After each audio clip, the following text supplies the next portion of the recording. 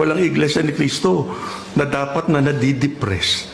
Oo, talagang dito sa buhay na ito, merong kalungkutan, merong kapighatian, merong suliranin, merong pagsubok.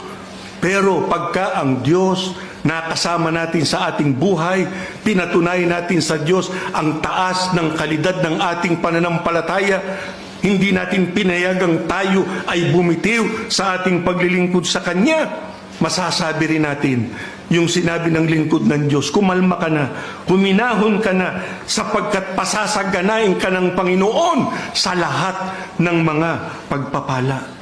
Alam na natin ngayon ang gagawin natin pagka mayroong pagsubok. Hindi tayo dapat sumuko, hindi tayo dapat mawala ng pag-asa, lalong hindi tayo dapat humiwalay. Dapat pakinabangan natin ang ating pagkaiglesia ni Kristo. Sa paano pong paraan? Huwag tayong tumigil sa ating pagsamba. Lalo nating isagawa ang ating pagsamba. At ang totoo, kahit hindi araw ng pagsamba, pwede kayong pumasok sa gusaling sambahan o saan mang dakong lugar na pinagsasambahan ninyo para nang sa ganun lumapit sa ating Panginoong Diyos at humingi ng tulong at tutulungan niya tayo